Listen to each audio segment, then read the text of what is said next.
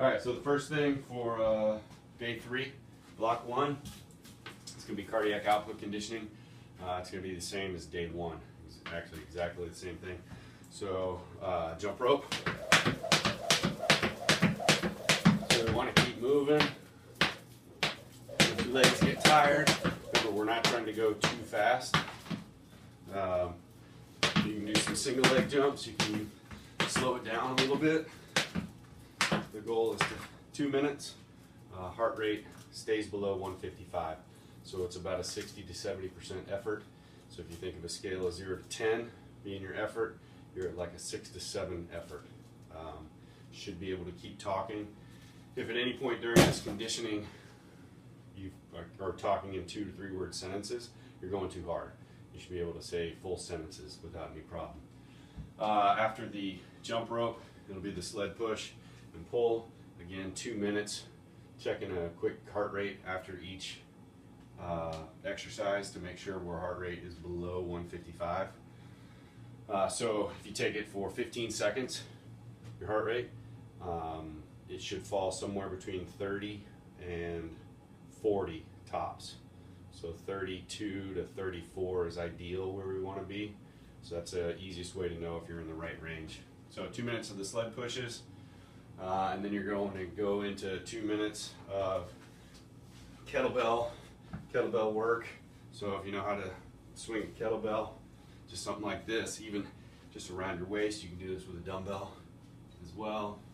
Kind of pass it between your legs. You can do this with a dumbbell too. You can do curls with it. You can do presses with it. You can hold them in a racked position and do some lunges. You can hold them in a goblet squat position and do a couple squats, maybe up to a clean, up to a press. The point is just to keep moving at a slow pace, that 60 to 70% effort, 2 minutes. Check your heart rate for 15 seconds. You should be between that 30 and 40 beats a minute. Hop on the treadmill or the bike, 2 minutes, 60 to 70% effort, 5 to 6 miles an hour, probably on the treadmill. 2 minutes, hop off, and then battle rope for 2 minutes. And we're going to do 2 rounds of that, so that should be 20 minutes of conditioning on top of the dynamic warm-up. Give us 40 minutes of conditioning for the day. Then we'll move into the strength portion. First exercise, chest supported row. Grab some dumbbells on an incline.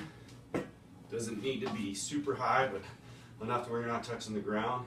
The tempo is going to be a 3-0-1-2. So it's going to be 3, 2, 1, up, hold for 1, 2, 3, 2, 2, up, hold for 1, 2, 3, 2, 3, up, hold for 1, 2. So that's your chest supported row. Making sure when you're pulling that the shoulder blades are coming together, and you kind of think about lifting the dumbbells with your shoulder blades, not with your biceps as much.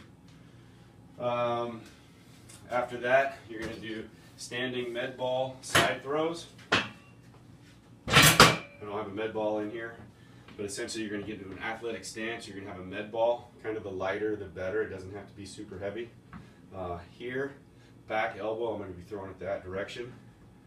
So toes pointing forward, ball's here in front of my chest. Got them hinged at the hips. So this is the position right here, athletic stance. And what you're going to do is, this is to teach the drive off of the back foot. Small step with the front, elbow stays high, and you're going to push. Making sure you get good push off of that back leg. Full extension, hip, knee, ankle, and a little step with that front foot. Elbow high is key, like that. So you throw it to your partner at one end, he'll throw it back. You're going to do 5 from the right side, and then you'll do 5, the exact same thing from the left side. So 2 sets of 8 for the chest supported row, 2 sets of 5 right and left for the standing med ball side throws. So chest supported row, med ball, chest supported row, med ball. About a 30-second rest between each one. And then you go to the dumbbell RDLs. I'll demo it with kettlebells, which you can use also. So side view, well, front view, set up, feet are hip width apart, not shoulder, hip width, toes pointing forward. Kettlebells right in front, and it's going to be a hip hinge down. It's a 3-0-1-1 count, so 3, 2, 1, up, hold for 1, squeeze at the top. 3, 2, 1, up. From the side view, here, keeping my shoulders back, not letting them come forward like this. Flat back, shoulders retracted. 3, 2, 1. You'll notice in the bottom position, my shoulders are above my hips. I want to see this. Shoulders are way too low here. So it's 3, 2, 1, up. At the top, it's a tight squeeze of the glutes. Back stays flat. Biggest thing that's happening are the hips are going backwards. Not much knee bend. So make sure it's not a squat. It's a hinge to there. And hands only go to mid shins. 10 of those with the 3-0-1-1 count. And then you're going to do reverse curl ups. You're going to be on the ground, on your back. You're going to start here, hands over your head. Most people are going to need to hold on to something, whether it's a dumbbell or a bench or something heavy. Rib cage stays down, heels stay close to butt. And this is your ending position, or your starting position, up to here. That's your ending position, and back down. Not coming all the way, not getting the heels away from the butt. So it's here for 2, 1, 2, and then back down. 1, 2, 1, 2, 1, 2. Okay, so that's a reverse curl up. 10 of those. So 10 RDLs, 10 reverse curl ups times 2. The reverse curl up is a 2-0-2-0 count. That's your second superset. Your third superset is a split squat and a unilateral farmer's walk, which is split squat. Grab some dumbbells. Here, set up into a lunge position. So from the side, it'll look like this. About a 90-degree bend here, about a 90-degree bend here. Nice and tall, and it's going to be a 2-2-1 count. So we'll start from the top. We'll go 1, 2. You're going to hold. 1, 2, up, and then hold. Top, back glute should be tight. 1, 2, 1, 2, boom. So in this bottom position, that knee should be hovering off the ground, and making sure that you have a slight forward lean in the bottom.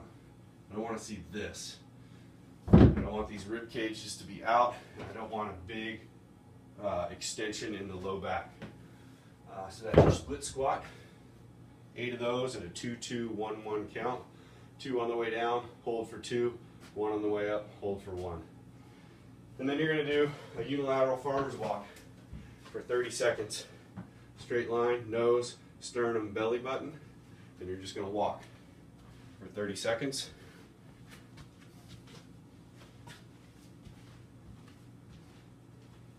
Trying to keep your body as straight as possible. You'll feel it on this opposite side.